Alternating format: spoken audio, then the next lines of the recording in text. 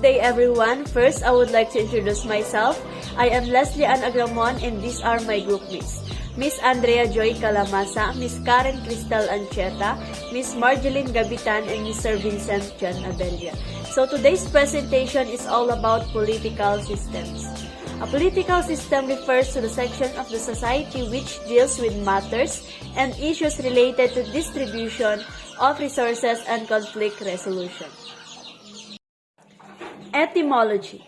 The word corrupts from Latin corruptus, past participle of corrumpere, meaning to abuse or to destroy. We have here the different scales of corruption. First, petty corruption. Petty corruption occurs as small favors between small number of people. Example is the exchange of small improper gifts. Second, grand corruption. Grand corruption occurring at the highest levels of government in a way that requires significant subversion of the political, legal, and economic systems. Example is Ukrainian ex-President Viktor Yanukovych and his cronies stand accused of stealing $7.5 billion. Last, systemic corruption or endemic corruption. Systemic corruption is primarily due to the weaknesses of an organization process.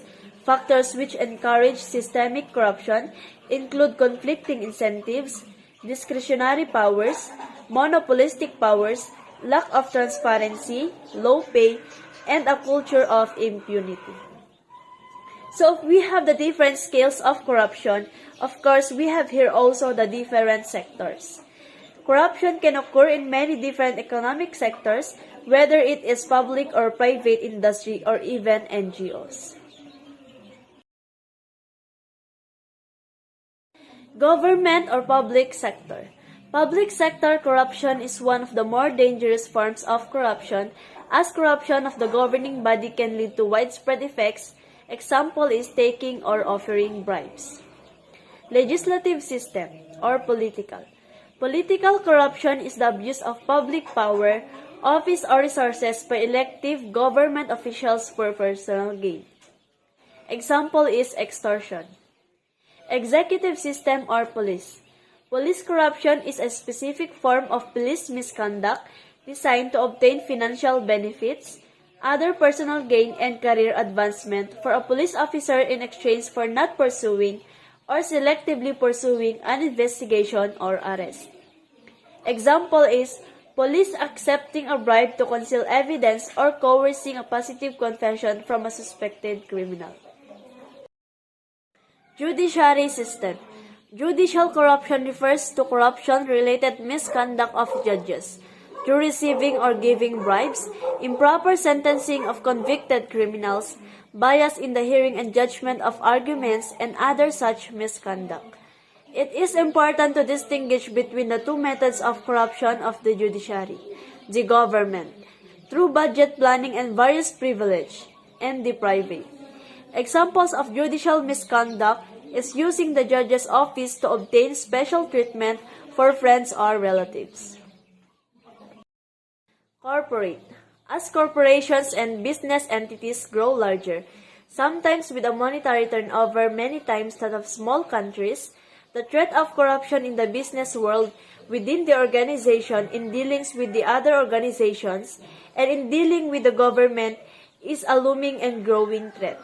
Companies may indulge in political corruption. Unions. Labor unions were formed to protect and further the rights of employees via collective bargaining. However, as with other entities, corruption has been known to happen within the organizations. In addition, some unions have been infiltrated by or associated with organized crime syndicates. Non-government organization. NGOs and the other non-profit organizations are not immune to corruption and may be linked to political corruption. Methods. Corruption occurs through myriad methods. The use of both positive and negative inducements to encourage the misuse of power is well known. In addition, favoring of friends, relatives, and cronies in a way that is not directly beneficial to the corrupt individual is a form of corruption. Political corruption.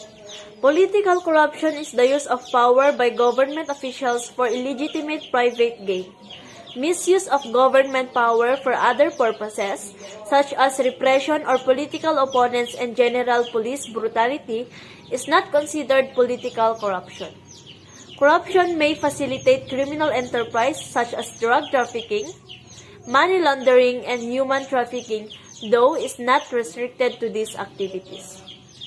The activities that constitute illegal corruption differ depending on the country or jurisdiction. For instance, some political funding practices that are legal in one place may be illegal in another. In some cases, government officials have broad or ill-defined powers, which make it difficult to distinguish between legal and illegal actions. Worldwide bribery alone is estimated to involve over $1 trillion annually. As a state of unrestrained political corruption is known as kleptocracy, literally meaning ruled by thieves. Good day, I am Vincent and Abella. This is my part of our presentation. Effects. Effects on politics, administration, and institution. In politics, corruption undermines democracy and good governance by floating or even subverting formula processes.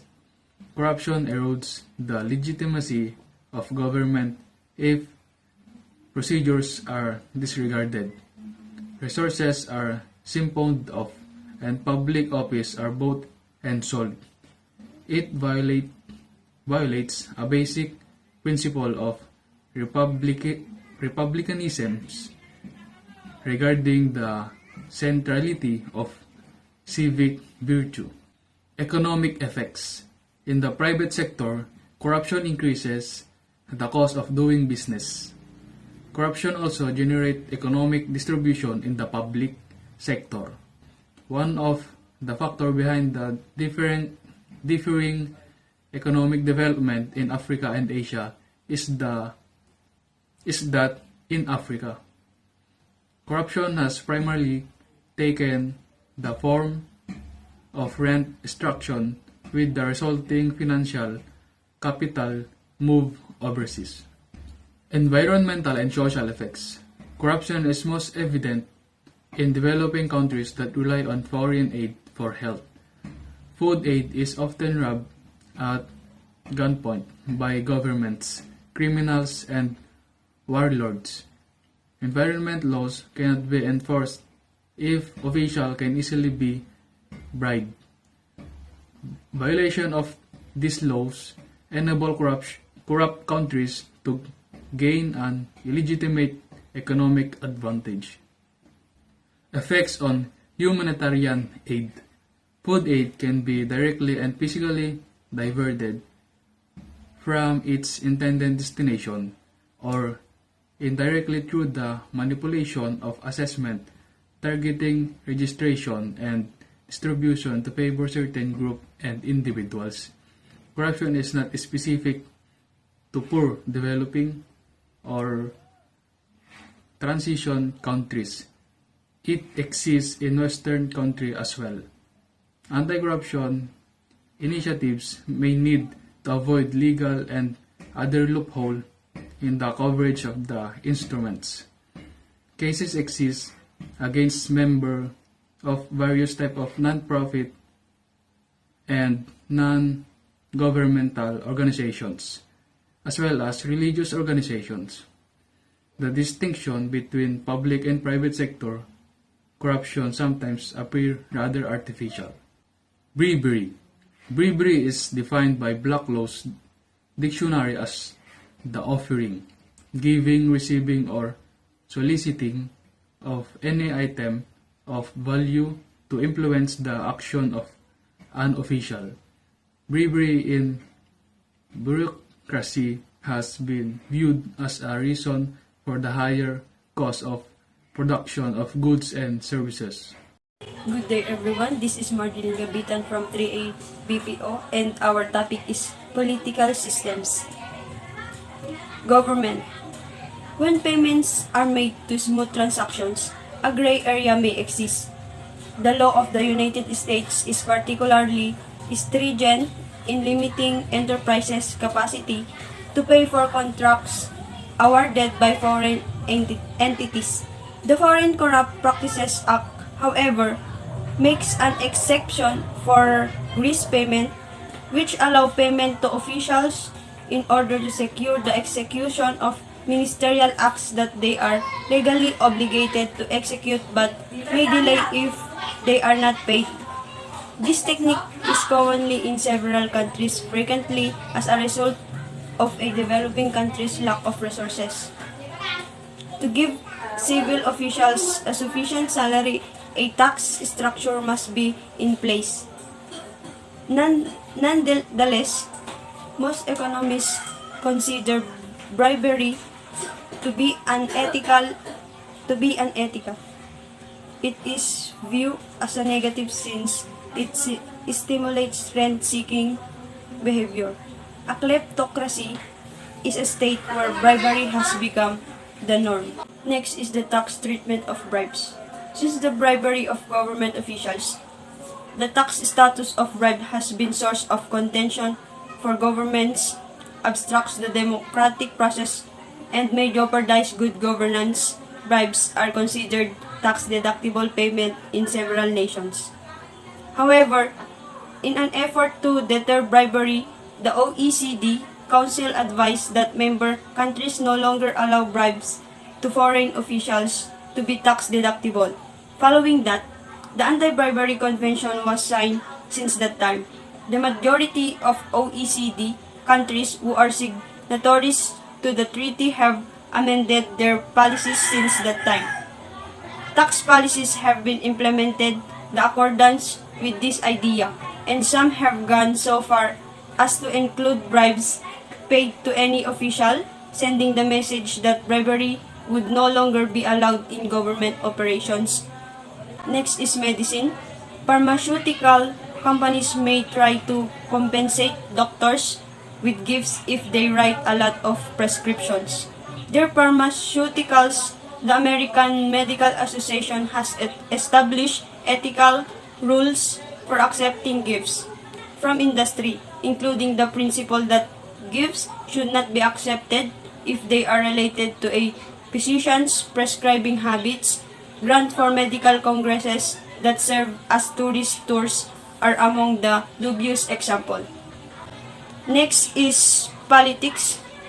Powerful corporations provide campaign money and other benefits to politicians, group, or individual in exchange for making decisions in their best interest or in the hope of a favorable policy. Although it is sometimes referred to as the money loop, this is not illegal in the United States and is an important aspect of campaign fundraising. Bribery convictions are simple to acquire when there is hard proof of a specific quantity of money tied to a specific action by the bribe. Because evidence of quid pro quo relationship is difficult to show, undercover agents are commonly used to gather such evidence. See also political corruptions and influence peddling. And last is business. In exchange for business, a company's employees, management, or salesmen may present money or gifts to a potential client. For example, in 2006, German authorities launched a broad investigation into Siemens AG to see if company workers had paid bribes in exchange for contract. Bribes may be a way for business to continue operating in some instances where the legal system is not well implemented. In this situation, customs agent may harass a specific firm or production plant, ostensibly checking for abnormalities, halting production, or delaying other legitimate business activities. The disruption could result in losses for the company that are greater than the sum paid to the official. Bribing authorities is a frequent method of dealing with this problem. In nations where there is no formal procedure for reporting these semi-legal actions, To function as cleaning, middlemen and third party know as a white glove may be involved. In addition, according to 2012 survey by auditing company Ernst and Young, 15% of top financial executives are willing to pay bribes in order to keep or obtain business. Another 4% stated they'd be willing to lie about their financial performance. Given their responsibilities, this shocking disregard poses of significant risk to their firm. Hi, my name is Andrea Joy Calamasa from Bsit 3 ABPO. So for today's video, I will discuss the three sources about how other people defined corruption in politics. So first, according to Inge Amundsen, 1999, corruption is generally defined as the misuse of public authority, and political corruption is defined as corruption in which the political decision makers are involved. So, in addition to a review of the various definitions of corruption, a classification of various forms of corruption, we have here four. Okay? The bribery, embezzlement, fraud, and extortion. So, this presents two alternative theories on corruption: the extractive and redistributive. So, in order to illustrate the effects of corruption in various regime types. Furthermore, this presents some causes and effects of corruption, in particular to economic and political terms. So next, we have here, according to Transparency International, so they are the leading anti-corruption NGO. So it describes corruption generally as the abuse of entrusted power for private gain. So corruption can be grand, involving high-level government officials which distort policies or the functioning of the state, or petty, which refers to everyday abuse by low-level public officials in their interactions with ordinary citizens who often are trying to access basic goods or services. So the last source is according to Kramer 1997. So political corruption is the behavior of elected public officials which diverges from the formal components, the duties and powers, rights and obligations of a public role to seek private gain. However, just as elsewhere in the world, the negative effects of corruption are the same. It reduces foreign direct and domestic investments, increases inequality and poverty, raises the number of freeloaders. Freeloaders are the renters and free riders in the economy, distorts and exploits public investments and reduces public revenues. So, next, we have here the 5 ways that citizens and governments can make progress in the fight against corruption. So, number 1, end impunity. Number 2, reform public administration and finance management. Number 3, promote transparency and access to information. Number 4, empower citizens. And lastly, close international loopholes. Okay, so let's look at the reinforcing loop. So as you can see, the more the government corrupted, the more the country's bad governance predicted to increase. The more bad governance, the more inefficient delivery services, resulting in wreak havoc, chaos, devastated, and destruction of the country, which will lead to more corruption. Let's look at the balancing loop. We must come up with a solution in this situation. Corrupt practices leads to more terrible governance in the country, and it would be beneficial if we have more effective law enforcement. The more efficient of delivery services, citizens and the country, the less wreak havoc or disorder will be. Lastly, the more the government and citizen will unite, the lesser the corruption will be. This is our second reinforcing loop. We believe that the more corruption, the more bribery plays in the government. The more bribery, the more inequality treatment for the poor, which will lead to increase the poverty in the country. And the government will profit from this and utilize it to make more corruption. So this is our balancing loop. And to prevent more bribery and corruption in our country, it is much better if there are more anti-bribery and anti-corruption laws, which will reduce the inequality of treatment people of the country and in order to empower them. And the more empowered citizen, the more people will watch out for the red flags of bribery and corruption. Therefore, it will lessen the corruption in the country.